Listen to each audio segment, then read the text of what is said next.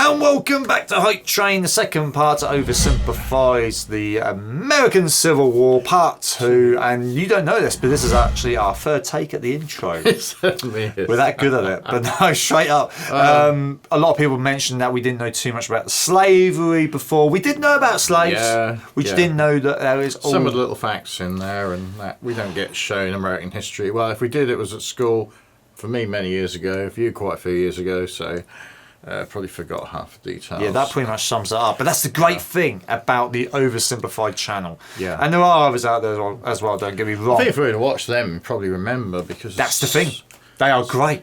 Very visual and short and comical. Engaging. Very engaging. Yes. That is the word you're looking for right there. And I can see some people saying in the comments already on our previous episode that some of their schools locally to them do actually show them oversimplified videos, which is great. Why not? Idea. And we'll leave the link to this particular video in the description below. By all means, check out their channel if you haven't done so before, and if you have and you've not done so already, be sure to support them, because this channel by far is one of my most favourite up there on YouTube. Yeah. So without further ado, let's go for this second part. As the Union struggle to take control in the East continued, elsewhere, the war raged on. The Confederates attempted an invasion of Kentucky, hoping the state as a whole would join them, but they were pushed back. The Indian Territory saw Native American tribes ally with one side or the other in the hopes of securing rights after the war. Along the Mississippi, General Ulysses S. Grant remained one of the few Union generals scoring major victories. With his best pal, General Sherman, by his side, Grant led his armies down the Mississippi to the Confederate stronghold of Vicksburg.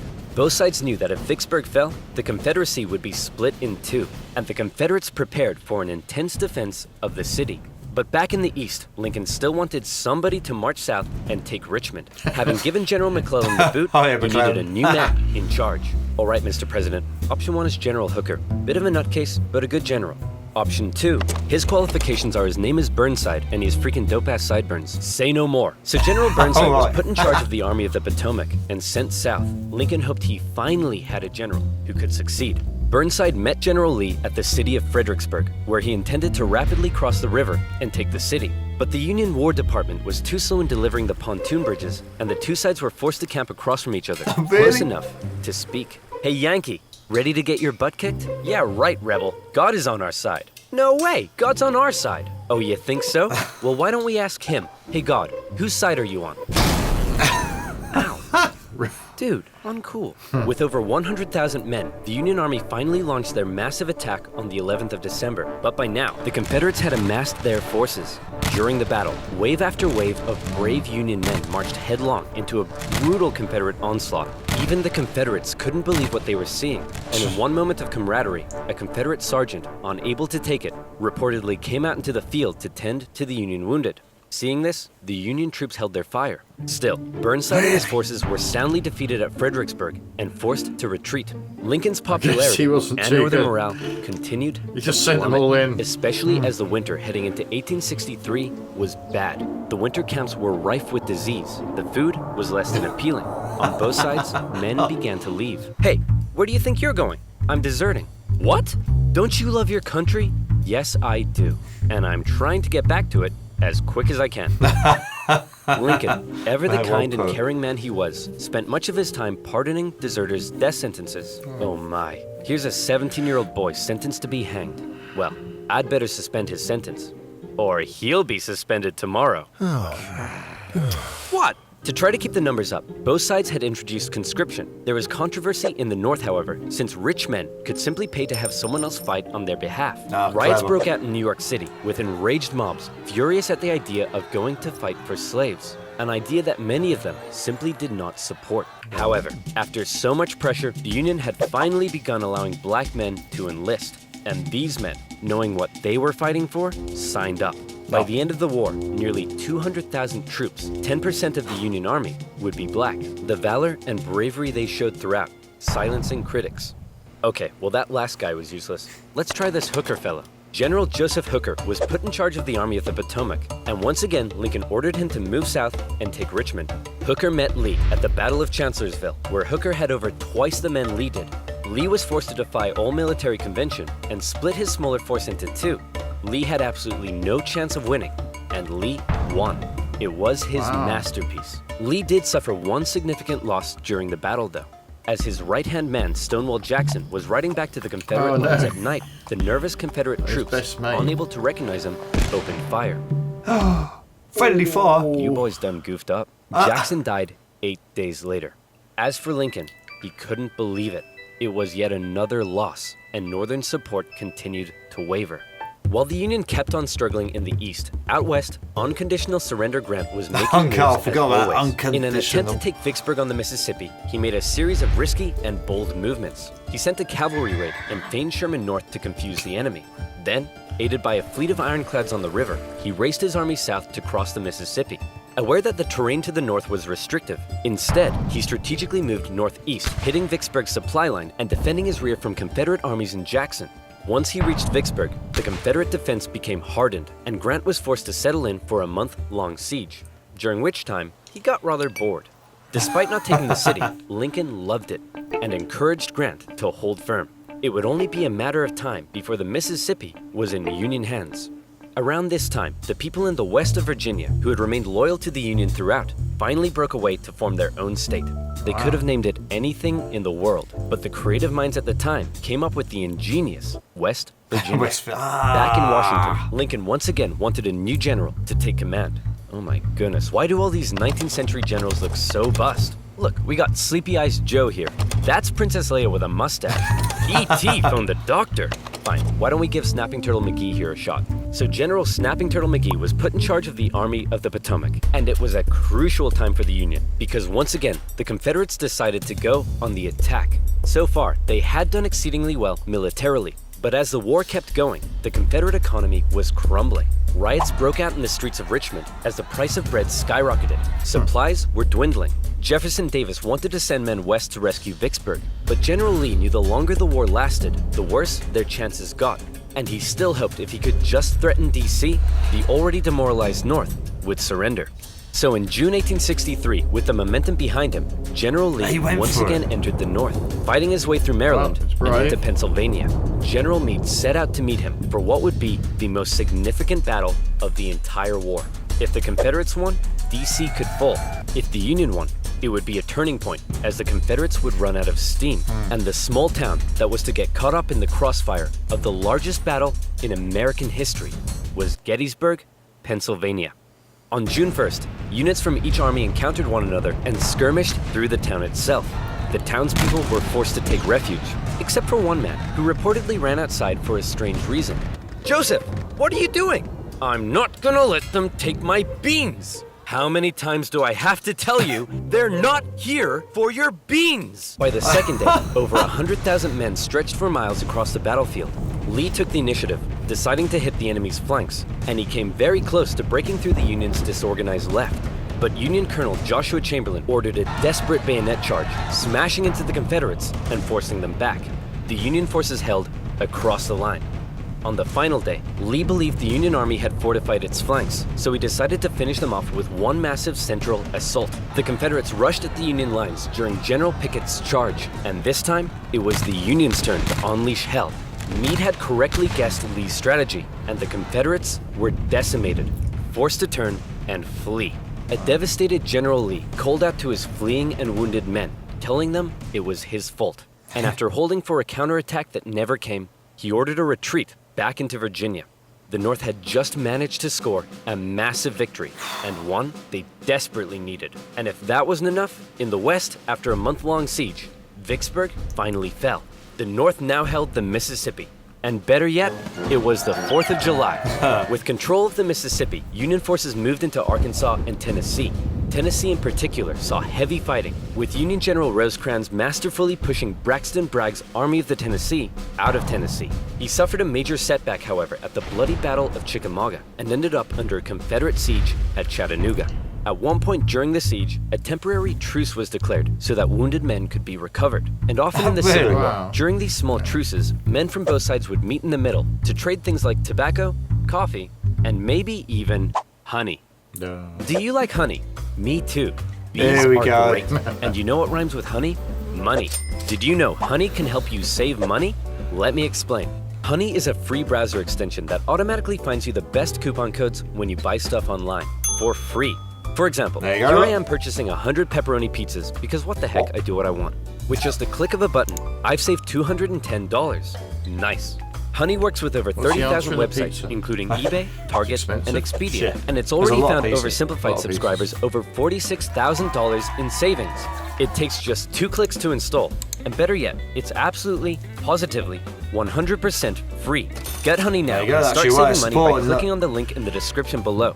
Joinhoney.com/oversimplified. That's joinhoney.com/oversimplified. And as always, you'll be supporting my channel, so thank you. Now where was I? Oh yeah, Vicksburg, 4th of July, and the Siege of Chattanooga. Thankfully, General Grant, now in charge of all Western Union armies, showed up and karate-kicked Bragg right back into Georgia. Like this. With Sherman and Hooker, Grant took on Confederate positions in the mountains around the city, including the famous battle above the clouds and Mission Ridge.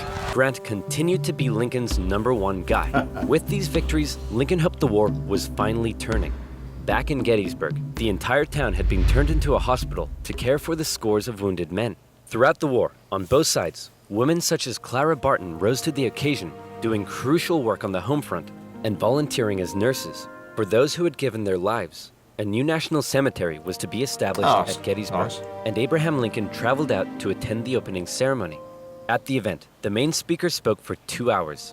Then, Abraham Lincoln was called forward to give some brief, appropriate remarks. In just 2 minutes, he masterfully and poignantly iterated America's national purpose and the need to continue the fight.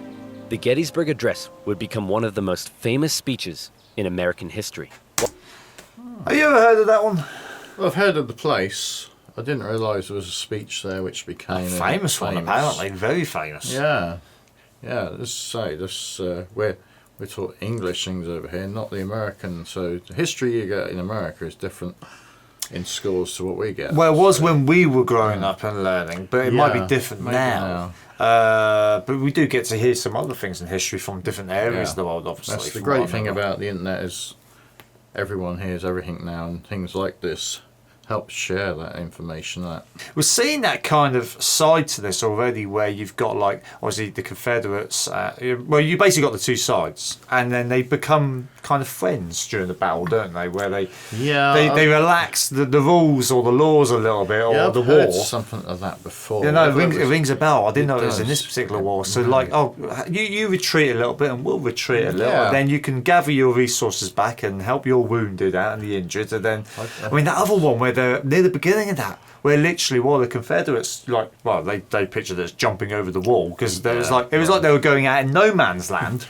That was mental, weren't it? That's it, And then they yeah. are just like saying, "This is just crazy. What are we doing?" And I mean, he nearly took them by going up to Gettysburg, didn't he? Sort of almost into their area, didn't he? And then, so really all they did was save themselves. They didn't lose an area. I mean, they could have lost. No, well, the whole war. Then. They would have lost the whole war. If Yeah. they got into Gettysburg and got into DC, they would have potentially lost that whole war. Like I said, morale would have been down, and then Lincoln, well, it could have been the end of him. Well, I Couldn't suppose it? if they took him out, there would have been. I don't know who else would have took up his mantle to carry on. I mean, it seemed like he was the figurehead deciding to go for it. Could have been. Yeah. While they were now making progress, the North still couldn't find a decisive victory in the East. And that was bad news for Lincoln, because his presidency was now in its 4th year. In 1864, Oh, there was yes. an election coming. The Confederates knew this too, and with little hope left of being able to threaten the North militarily, they believed their last shot at victory may be in the election, since Lincoln, emancipation, and the war itself weren't exactly popular. People in the North were sick of war and wanted to put it behind them. Robert E. Lee hoped that if he could just hold out and continue to inflict more defeats, As he the did. people of the North would vote Lincoln out and replace him with a Southern sympathizer who may be willing to negotiate. Lincoln knew now he desperately needed a victory. Now, I know what you're thinking, but oversimplified. If Lincoln loves General Grant so much, then why doesn't he put him in charge of the campaign in the East? Well, guess what, loyal subscriber? You've hit the nail on the head. You're bold, Grant. I'll grant you that. I'm promoting you to General-in-Chief, and I ain't taking you for granted. Now, I want you to go defeat Lee. Grant me my wish. Please stop. So Grant was put in charge, and he came up with a new plan. He wanted to press the Confederates on all fronts, with General Banks to capture Mobile, Alabama, General Sherman moving south to Atlanta, and Grant joining the Army of the Potomac as they advanced through Virginia. In May 1864, that plan went into action. Sherman steadily advanced on Atlanta, facing off against a smaller Confederate army under General Joseph E. Johnston. In addition, a cruel yet highly skilled cavalry general and winner of the funniest Confederate statue award, Nathan Bedford Forrest, was also nearby, doing his best to threaten Sherman's advance. But in a series of battles, Sherman dominated and pushed Johnson back to the city. But he was held just outside of Atlanta itself and was forced to lay siege. Meanwhile, the main show was happening to the east in Virginia. The Union's top general was finally about to face off against the Confederacies. Lincoln hoped Grant would bring something new to the Eastern Theater, and bring something new he did. As Grant began moving south, Lee still regularly outmaneuvered him and inflicted heavy casualties, hoping to demoralize the North as much as he could. Lee but was here's quite what the set Grant tactician, apart from weren't he? others. He knew Lee was running out of men, and that the North by comparison had plenty. Grant would throw his forces at Lee, and even when Lee repelled them, Grant, rather than pulling back, would give the order to keep moving forward and flank Lee, again and again. In under 6 weeks, 80,000 men would be killed, wounded, or missing. In D.C., Grant was criticized for being a butcher. At the Battle of the Wilderness, the Union casualties were so heavy that Grant reportedly began to weep. But still, Grant could replace his losses. Lee couldn't, and he was being pushed all the way back to Richmond. Lee knew once he got there, he'd be under siege. Then, it would only be a matter of time.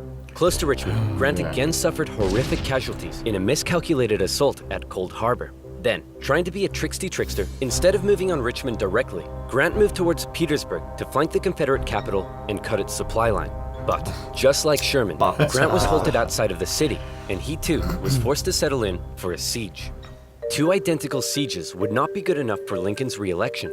The people of the North saw the casualties Grant had been taking, and they weren't happy. To make matters worse, Lee had sent Jubal Early north to threaten D.C., with the hope of forcing Grant to withdraw troops from Richmond. Early was repelled on the outskirts of the city, with President Lincoln even attending as an observer, but the North had been given a fright.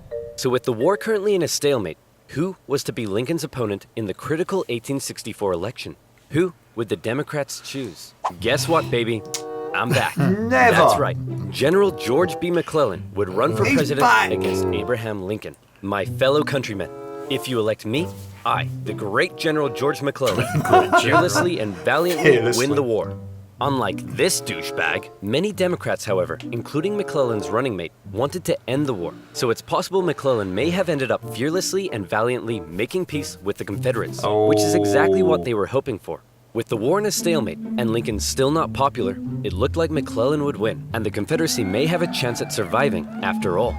Lincoln himself said that without some kind of major victory, it seemed exceedingly probable that this administration will not be re-elected. Well, fret not, Abe, because if it's a major victory you want, it's a major victory you'll get. Atlanta had been under siege by General Sherman for just over a month. After a number of battles around the city, Sherman sent a force south to sever the city's supply line, and Confederate General Hood was forced to abandon it. Atlanta, one of the Confederacy's most important cities, had fallen into Union hands. For many, it was clear that the Confederacy's defeat was now inevitable, and the war would soon be over. When the final results came in, Lincoln had won with an electoral it's a college landslide. with the troops in particular voting overwhelmingly for Lincoln, which must have been touching for their commander-in-chief. Hey man, looks like you lost. No hard feelings? I didn't lose. I merely failed to win. In January, Lincoln Again. involved himself heavily heard in that. ensuring the 13th Amendment made it through Congress. In a narrow and historic vote, the amendment passed. Slavery would now be constitutionally banished throughout the nation. Black men and women, watching the vote from the galleries, knew the work had only just begun. A couple months later, at his second inauguration, with victory right around the corner, he didn't celebrate, he didn't gloat. Instead, he emphasized the need for reunification and binding up wounds. To him, Americans, North or South, were to again be compatriots. However, listening to Lincoln speak that day was a man who had no interest in reunification. John Wilkes Booth, an actor living in D.C., was also a deep Southern sympathizer. And as the war turned against the Confederacy, depressed and full of hate, he was already plotting his revenge on the man he held At responsible. the play, With further Confederate losses, it was pretty clear at this point who would win. But still, Jefferson Davis showed no sign of giving in. The North were frustrated to see the conflict being dragged out. Why waste more lives? In Atlanta, General Sherman believed he had the key to forcing the Confederacy's hand. He had an unusually modern concept that an army could only survive with the support of the people. Strike at the people, and the army collapses. Sherman decided to do something unprecedented. No. He would remove his 62,000 men from their supply line and march through the heartland of the Confederacy, where they would live off the land. There, they would wreak havoc. As they marched, they tore up railroads, burned farms, and destroyed communication lines. They also liberated thousands of slaves. The damage done was estimated at $1.4 billion. That's snipe tactics, ain't it? That is, yeah, take it out completely. You see that a lot, though, don't you? In these wars, the tactical side of it, where they constantly they flank and all that, and you see them taking out the supply lines. And what he's done, look at that, 1.4 billion in damage. Yeah, they've had to use all these skills to do all that. Nowadays, they'd probably just drop a bomb on it, wouldn't they? Yeah. Oh, don't say that, Kev. But yeah, you're probably right. I can't get over this election thing either. During one of the biggest wars in American history, they still have an election during it. Yeah. That's actually, I find that, I don't know, I just find that weird. Do you find that weird, or is that just me? And then for McClellan to come in there, seriously? I guess if there's that much going on in England, you'd notice it. I guess it being such a big country, it was like, I would have thought there must have been areas that were calm, mustn't there? And there was just like battles going on 200 or 300 miles away. You'd probably maybe. You know what I mean? But you would have thought maybe the election would have got postponed, potentially. That's what I would have thought would have happened, say, in England here nowadays. I don't know how you got a fair vote, because you couldn't really have election in each I know, that's what I mean. It's a bit weird. But that's obviously how it was there, or was it back then. And like I said already, that McClellan coming in there for the election, I just find that, I mean, he got sacked. He was useless. He would not do as Lincoln said. We saw that in the previous episode. He was portrayed that way. He wanted to stay there and fight from a distance, didn't he? Pretty much. From behind the rest of the troops. Yes, go for their troops. I'll stay here and tell you what to do. The tactics were cruel, but to Sherman, it was better than losing yet more men in battle. In December, he reached Savannah, Georgia, but he wasn't done yet. Next, he turned north to inflict his punishment on the first state to secede, South Carolina. As he moved, he came ever closer to General Lee's army, still holding out at Petersburg. The siege of Petersburg had lasted for 292 days.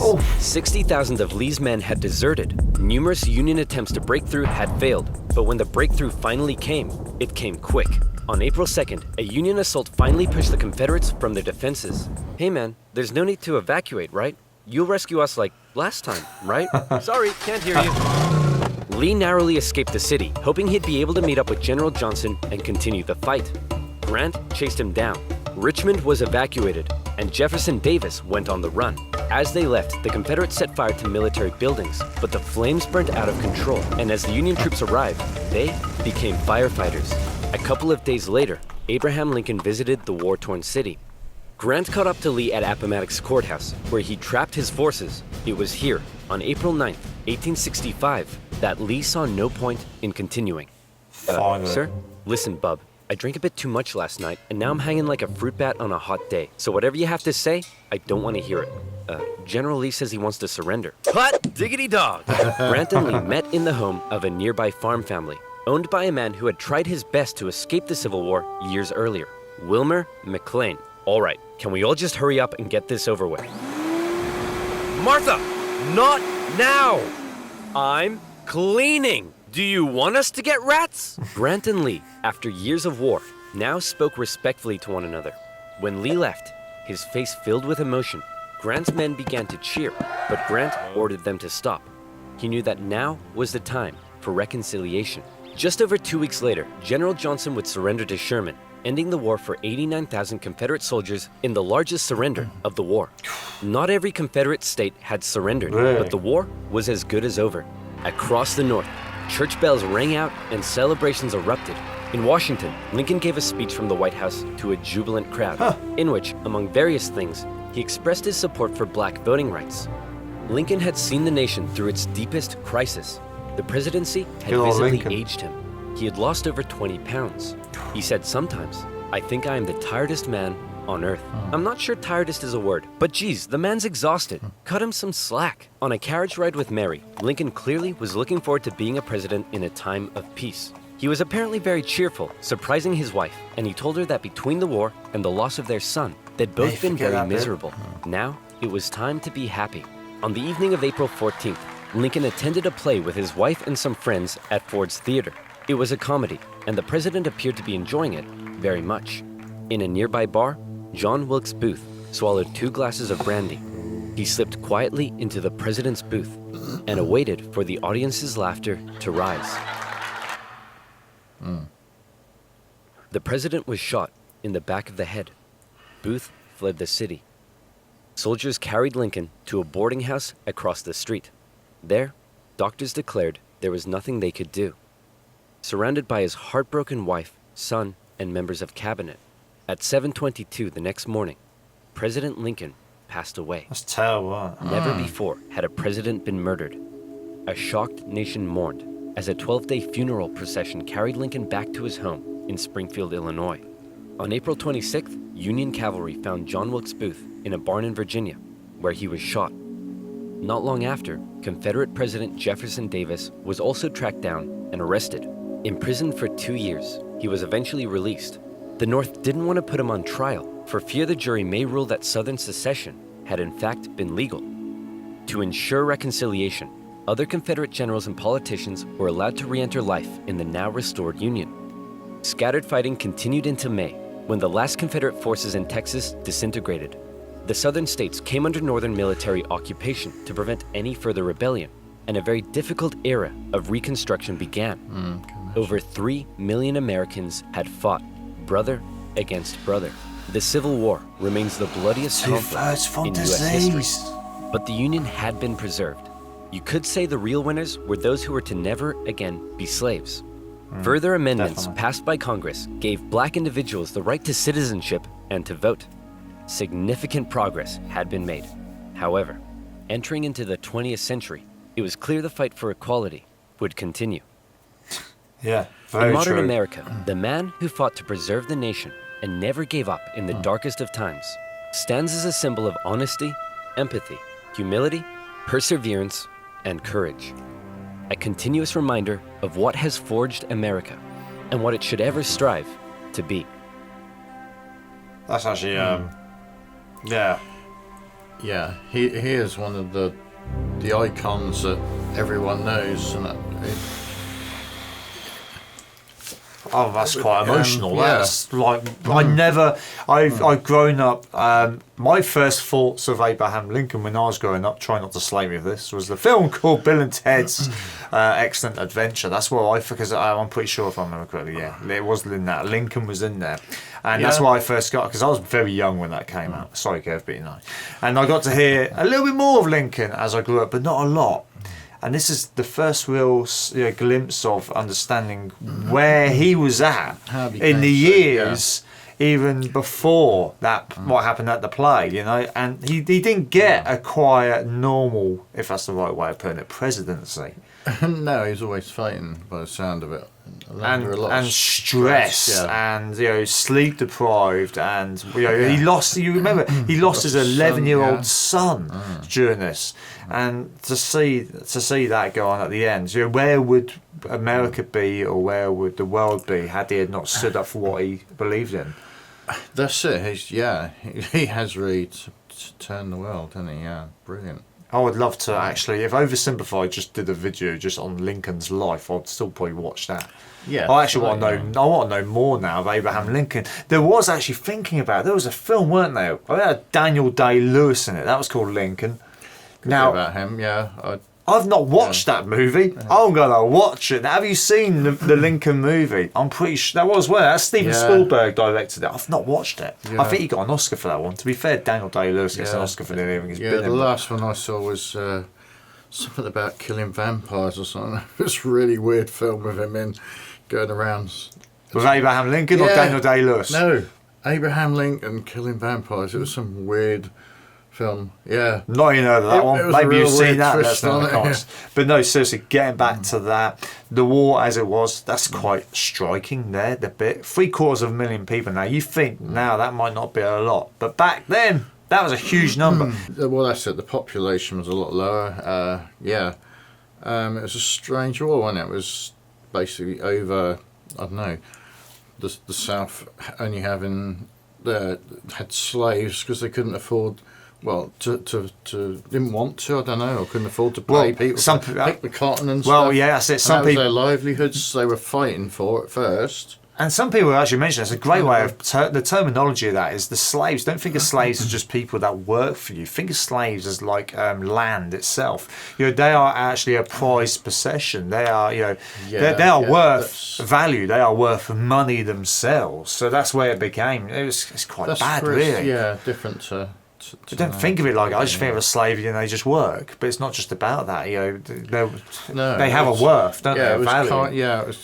So to give up their slaves was giving up, you know, a lot of their livelihoods themselves, what they could afford. So it's tragic, isn't it? Very misguided back then, but then it was like that all the way around the world. As even in the comments, you said we appreciate that everywhere has had slaves. Hopefully, that's something which it took a long time to come, though, isn't it? I mean. Yeah, we're not saying. Yeah, there's still potentially slaves out there, you know, but it's in its minority now. It's not like that long ago since it started to decline.